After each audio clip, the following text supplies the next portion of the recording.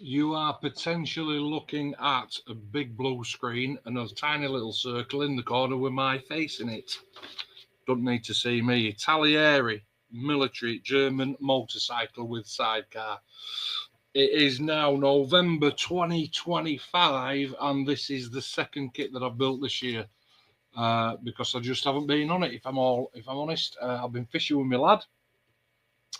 I've been looking after club, and modelling. My personal modelling has absolutely just had to take a little bit of a back seat. Done a Subaru for a mate of mine, and then thought, do you know what? I need to crack on. So uh, dropped on this Italeri motorbike. It's down here. That's why I keep looking. I've left myself loads and loads of blue screen so that I can put some pictures on. I'm going to rattle through it like you can't believe. I've got loads of notes. I've got the book, and I've got loads of pictures. Okay.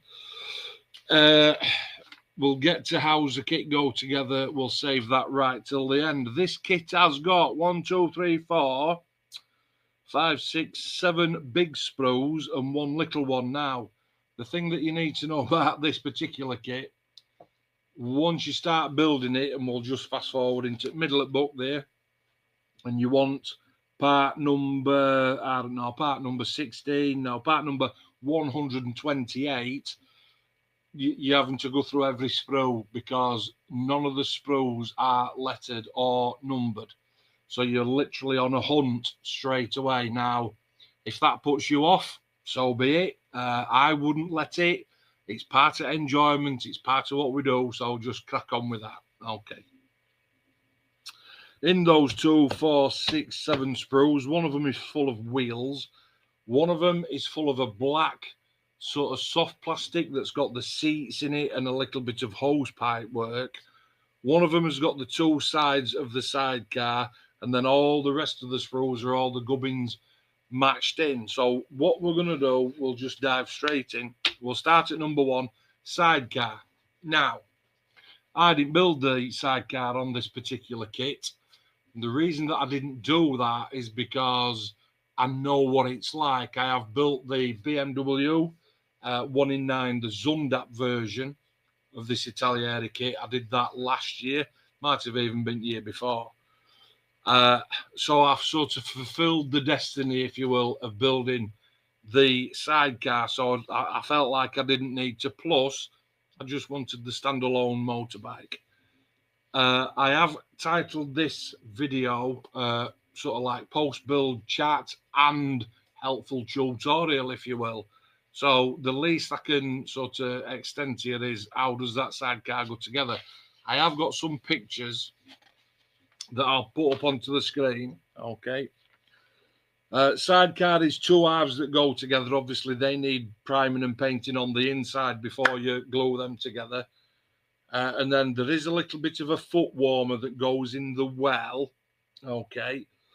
That does leave a massive seam that you can see inside the sidecar. The way that I got around that on the Zundap version, cut a piece of plastic card out, painted it the same colour, glued it in, jobs are good. As far as the rest of the sidecar goes, the 2 halves basically sit on a frame with some leaf spring suspension, the wheel assembly. There are some parcel boxes, if you will, that go onto the side.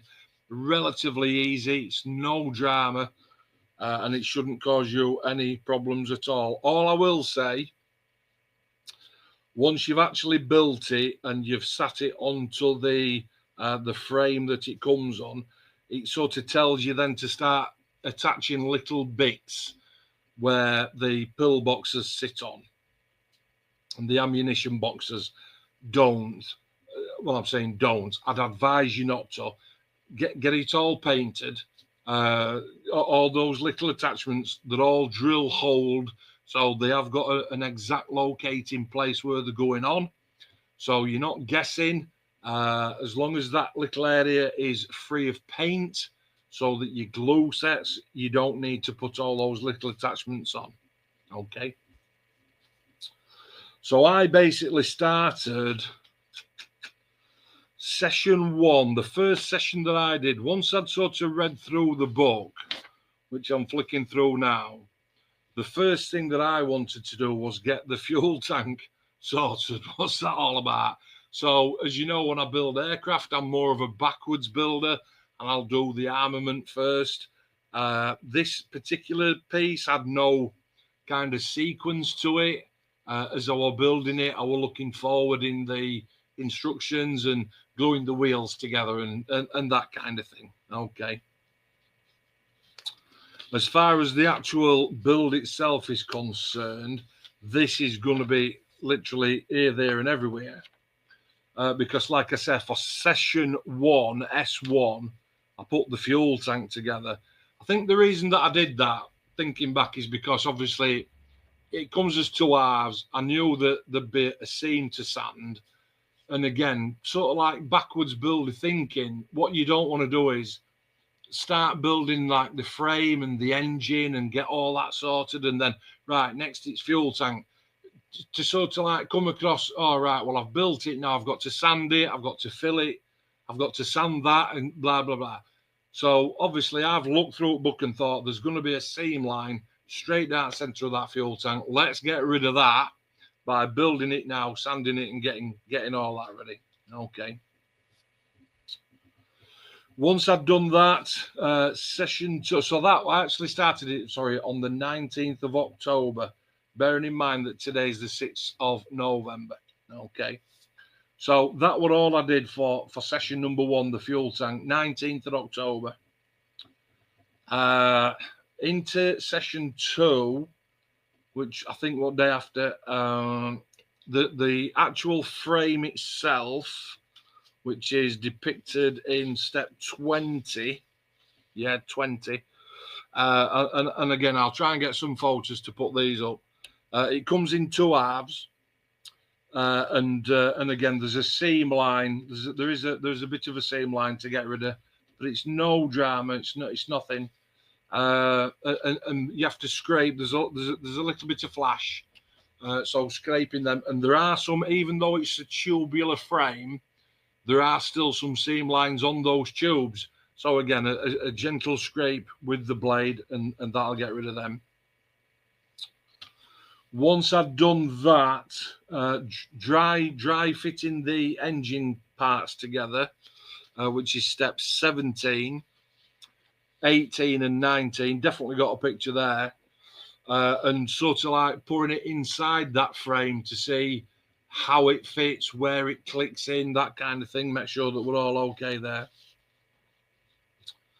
Building the engine up, and then building up the main body and filling and sanding that. Back onto the engine, dry fitting some pipe work, which is, I have got a picture of that, I do believe. That is step, I have 29, step 29. And again, I'll try and find the instruction pictures out. One thing that I will say about step 29 is a couple of the parts, they are directional, and they only go on one way, obviously. But they're not the best fit. They're a 7 out of 10. So once I put mine on, I thought, oh, I'm going to have to put a bit of filler here. But just to give it a little bit more strength, I put some sprue goo around it, okay, to make sure that it was absolutely rock solid. And then dry fit the body, the fuel tank to the frame, sit that on and see how that goes together. While I'm doing that, I'm gluing the wheels together. This is on session number 3. Glued the wheels together, and then fit the rear mud guard. You might as well do that while you're on it. That's step 42 and 43. Once I've done that, painted it all in black primer. My black primer of choice is the Mr. Surfacer 1500, thinned, about 15-18 psi, straight out at 0.2 airbrush. And then dry fit the primed engine and the body to the frame. So obviously I'm looking at making sure that once I've built that engine up, I want to make sure that it's going to sit nice and nice and tight in that frame. once it's a really peculiar build, this, in some respects, because obviously the body is one color and the engine is more metallics, so you can't really sort of like build it and then think, right, I'll paint the engine, because then when you come to paint the frame, you're going to get your paint all over. So you have to build and paint the engine first, then see how it slots in, and then put the sort of bike frame around it. Now, the problem with that is that it doesn't want to fit with the carburetors on, because they stick out at the side absolutely massively. So when you're trying to prise open the two-piece bike frame, if you've got the carburetors on, you'll really struggle to do that. So best practice, build and paint your engine as a separate unity. Do not attach those carbs on the side. Leave them off. Once you've started to gear around getting dry fitting and make sure everything fits, once you've come to put your body together and you think, yes, I'm ready to do that, then paint your body.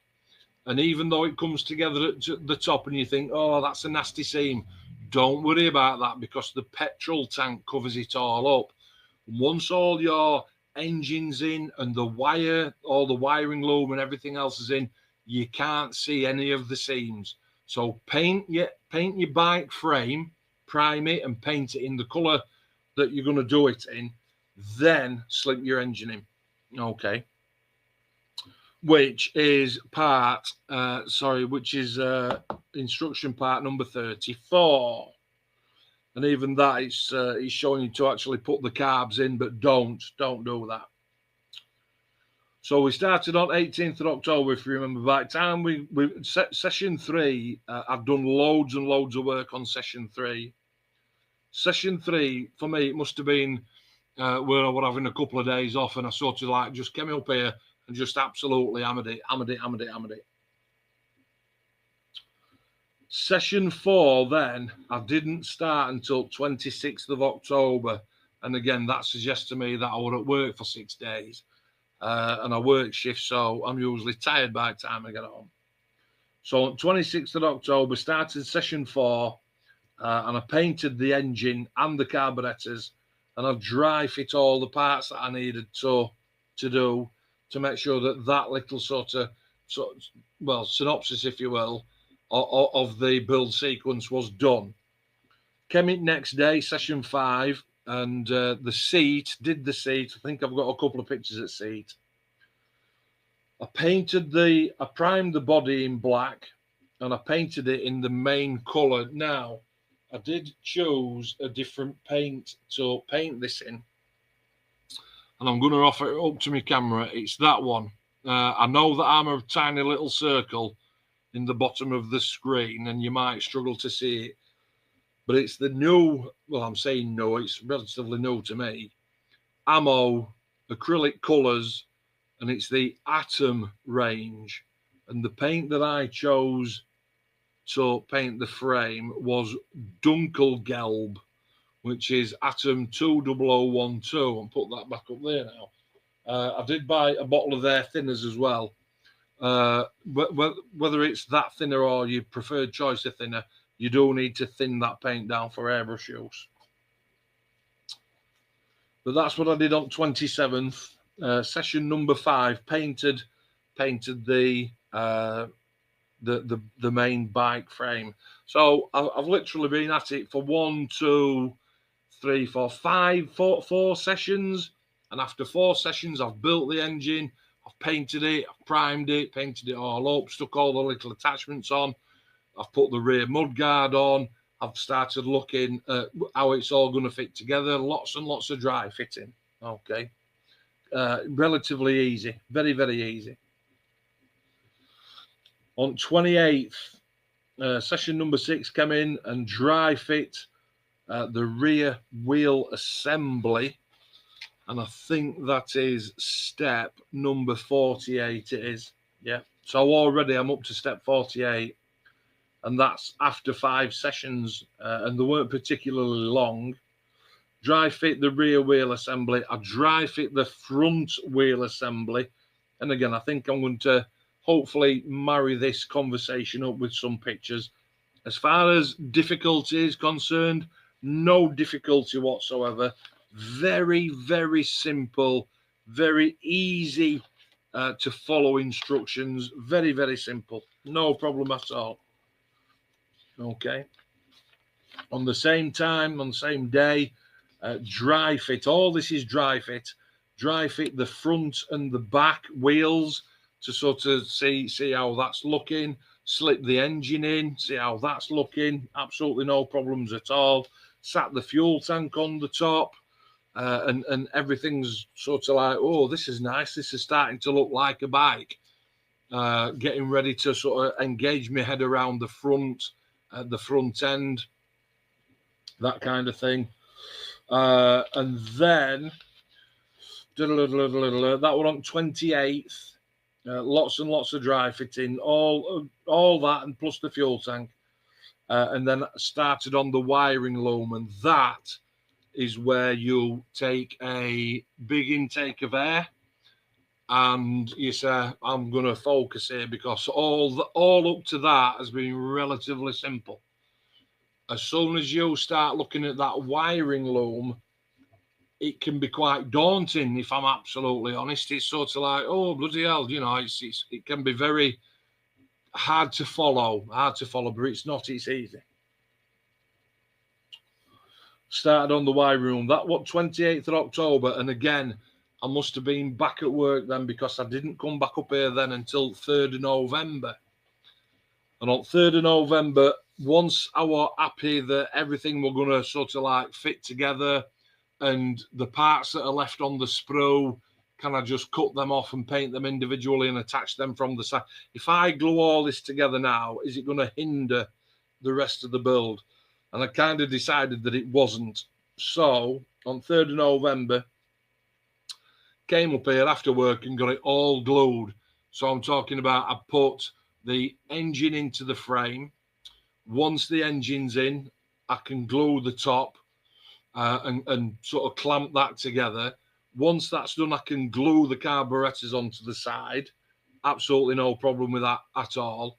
I can put the rear wheel assembly in, put the bolt through the axle to act as the bolt, glue the nut on, put the front on.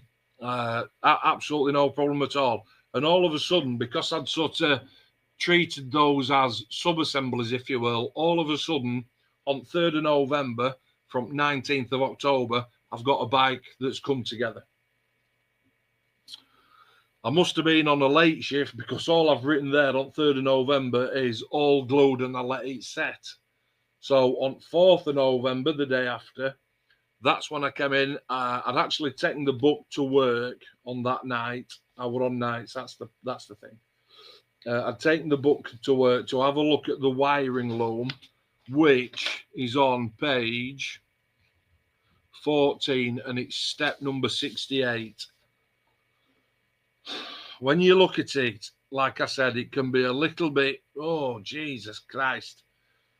If you just take your time and follow it step by step, it can be tricky, and it's tweezer work. It really, really is, because the gaps in between the frame where you've got to try and sort of feed the wiring through, because it's going from the handlebars down to the engine. It's going from handlebars to the lights.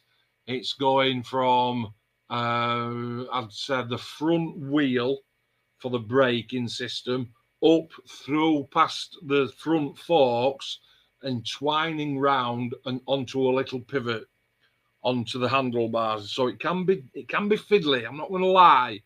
And it will break you mentally if you let it. But if you just go nice and steady, you'll be okay. What I mean by nice and steady is I've started that wiring loom, and I think I'd literally attached one wire. It does tell you on the instructions how long to cut the wire. Now, my cutting mat has got a grid on it with centimetres on. So when it says cut one that's 110 mil, obviously, you know, me thinking, is that going to be tight? Let's make it let's make it 115. Let's add another 5. Is there enough wire, enough plastic sort of tubing to go overboard with your lengths? Yeah, there is. I've still got some left. I've still probably got about 15, maybe 20 centimeters of the black tubing left, and all the tubing is on. On the 4th of November, I've written paint the handlebars and do the brakes, etc. So the handlebars at step 68, I'd not even painted them at that point. So painted those, added the grips, added the brakes on the sides. Okay. And while I was doing that, I then glossed the entire piece. While that was drying on my right-hand side, I glossed the piece on my left-hand side. Once that had dried, I finished all the wiring to the handlebars. You do need some pinch point tweezers. And again, I'm going to get them out like, you know, the seasoned builder's going to be watching this thinking, Mark, Christ, don't get pinch point tweezers out, mate. We know what they are, for God's sake. Pinch point tweezers. There will be people watching this going, I've never built out like this before. I don't know what pinch point tweezers are. And then some paddle point tweezers as well. Okay, get some of them. Once I'd painted and glossed the handlebars and sat that into the frame, I've got all these wires that are literally snaking round the bike, and attach those to the handlebars in the correct way. There are some very, very fiddly, fragile points. You need to be careful. That's all I'm going to say. And then it's onto the decals. Stuck the decals on. There aren't that many on this particular build. And then on the 5th of November, the day after, came in. The bike is built, it's glossed, it's decaled. Got me weathering done, which was primarily done with the AK. I don't know if you can see those. The AK range of weathering products. Let that dry, and they do dry really, really quickly. And then it was a matter of taking some photographs. Okay. How long have I been going? 22 minutes. The bike's here on my side. And do you know what? It is actually, if I can throw it up there, it's a really, really nice little piece. A 1 in 9 makes it a decent size. And there's loads of nice detail work inside that will keep you very, very occupied as far as making it from a relatively easy build into one that, oh, actually, that's quite a nice little build, is that? It took me 10 sessions from start to finish. 10 sessions. Some of those sessions, like, let's have a look. Session number 9, it was literally just finishing handlebars. That was easy. Session 1 was just putting that fuel tank together, letting the glue dry, putting some filler in the seam, and letting that dry overnight. You know, but some of the sessions, like session 3, I must have been on day off and awake well about 3 o'clock in the morning, because the list there is long and distinguished of what I managed to achieve. I'm going to put some finished pictures on now, and I'm going to talk about the build of the kit. Would I build it again? Let's start there. Definitely. In this Italeri range, there's the Zundap, which I've done. There's this military German motorcycle, which obviously now I've done. I know Graham has done, he's done another one. I can't remember which one it is. And there's also, I think there's a Harley Davidson one as well. So 4. Now, obviously, I found that really easy to build. I found this one easy to build. As long as you've got your head in tune and you know what's to do and when to do it, no problems at all. So, would I build it again? I'm actually going to get the 2, the one that Graham has done. Graham from Claythorpe's. I'm going to get that one. And I'm going to get the Harley, I think, as well, after New Year. Because they are really, really enjoyable. Really enjoyable.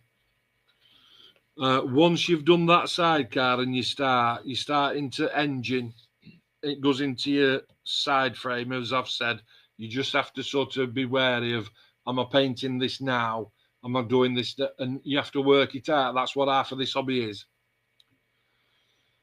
Step 22 and 23 still on wick frame. Step 24, 25 is your carburetors, as I've said. 26 is putting them together inside the back frame. Lots of little gubbins there and wiring going off in 27, 28. 29, already crossed that path. Some of those pipes need a little bit of filler or sprue go in my case. There are some tiny little attachments. Step 30, if you've got your book in front of you, step 30, that was super glued in and it still chuffing fell off. I had to do it again. Step 31 is a couple of kick plates on the front. Nice and easy, no problem. 32 fuel tank. You see, that's 32 on fuel. Step 32 is build your fuel tank. But again, because I'm a backwards builder and I did that on the very first day, I was able to build it, fill it with fat filler, sand it, do it again, do it again, do it again until it's absolutely seamless. It's just what I do. Because I'm absolutely nuts. The best thing about it was, once I'd come to, there's a dome that sits on top. And once you've put that dome up, you can't hardly see that seam anyway. Step 35 and 36, again, work on your carburetors. 37 and 38, tiny little attachments. 39, 40, 41. That's actually the rear seat. I will pick the bike back up and just to show you, on the back there's actually supposed to be another seat. And again, because I wanted it as a standalone bike, I did not put that on. Okay. But from experience with the Zundap, dead simple, dead easy. Step 43, you've got your, I don't know what they call it, when it's like a little sort of starting thing under your foot where you jump on it, and you comment and you tell me what they call it, because obviously I'm not a bike aficionado. You can't comment though, Paul.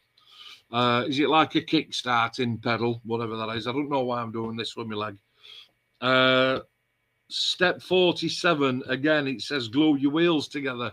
Why you'd wait while step 47 to do something as mundane as stick them two halves together, dot and dab some glue around it, you know, you might as well get that done right early on. Let that glue set properly over the course of time, however long it takes you to get back up to step 47. And you can paint them, prime and paint them, and then you're not fanning about. 48 rear axle, like I've said, putting that in all the way through, and the pin as well. Step 51 is your exhaust muffler and the exhaust itself. 52, 53, it's all little bits. It's not a problem. Step 54, 5, 6, 7 is the front forks. The front forks, be careful on step. Be careful on step 56 and 57. Just be careful, take your time, it does work. Okay. Step 60 is your lamp, so is step 61 and 62 is fitting it. Step 63 is your front fork, and again, step 63, front fork. I'd done that right early on. Because as you're reading your instruction book, you can look at it and think, oh, front guard, there's two pieces to it, I can glue them on there. And do you know what I mean? It's literally having that little assembly line then of all your bits that you've already made up. 65, still on with the front mud guard and your registration plate holder. Into 66, 67, putting your spindle through. 68, as I've already said, is the wiring loom on your handlebars. 69 and 70, again, I did not put those on. But do you know what? Looking, I could probably put them on, actually. I could build them up. The little sort of ammo boxes on the side. I could actually put them on. Well, there's one, because on the other side it's the muffler. Step 71 and 72 is the gun, lovely little piece. Step 73 is attaching the sidecar to the bike. Step 74 is attaching the gun. And then step 75 is showing you how those tie in. 76, you do get a little toolbox. And step 77, you're all done. There's 1, 2, 3 colour schemes with this bike. One is sand gelb, and I got the wrong one. One is a grey paint, not even going to try with that one. And one is sand gelb, panzer olive grun, and choco brown. And again, I'm going to put some of those pictures up. Would I build it again? You bet your ass I would. It's a lovely, satisfying 2 or 3 week build that goes together relatively easy. There's a couple of, I just need to take my time here. I just need to sort that out. A couple of little bits that you just need to keep an eye on. But overall, goes together really, really well. Shouldn't give any headache at all. I've spoken to Paul Radcliffe at the Wirral and said, you've built the Harley, Paul. What's it like? And he's given me the double thumbs up. So that's going to be in the basket, like I've said, next year. I can see that coming along. That's it. That's it. It's simple. It's a simple build, and it's a lovely little piece. Okay. If you're going to build it, best of luck. You shouldn't have any problems.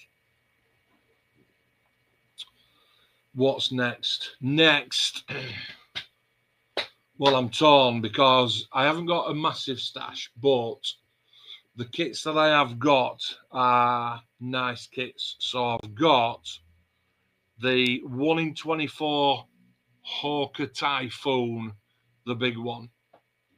I've got a 1 in 32 Revel Phantom.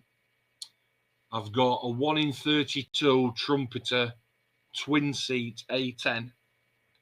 I've got a 1 in 35 ICM Sky Crane, a 1 in 35 missile system, the Buck missile system. Got that off Dale on my last day at my last job. He gave me that. He'd bought it, but he said, I want you to have it, Mark. And I've also got a little 1 in 48 Tornado. I think that's about it. Oh, no, sorry. I've got the 1 in 32. 1 in 32 Trumpeter, I think it is. The Typhoon. I got that off Mike. Cheers, buddy. So, although I've sort of like decided, I said this afternoon to the lads, I think I'm going to do the Hawker Typhoon. I'm still not convinced. I do want to get the interior cockpit set, I think it is, for the ICM Sky Crane, that big orange bloody helicopter. I do want to get that. We'll have to wait and see. Okay. I'll make my mind up over next week or two. I'm not in a rush. Winter's coming and I need a gas bottle. Otherwise, I'm going to freeze to death. Okay. If you've got any questions, pop them in comments. If I've not answered your questions, if I've not shown the photos that you wanted, if you want any help on that you're struggling with this, or blah, blah, blah. If you've got any negative comments, fire them up. I only make it up as I go along. Okay. I'm certainly not a Moz Pro. You know what I mean? Just a normal regular bloke. So, shall we leave it at that? We'll leave it at that because now half an hour long, and it's going to take me about 6 hours to edit that bladed film and get it out to you. So, thanks for watching. Stay safe, take care, and I will see you next time. Cheers.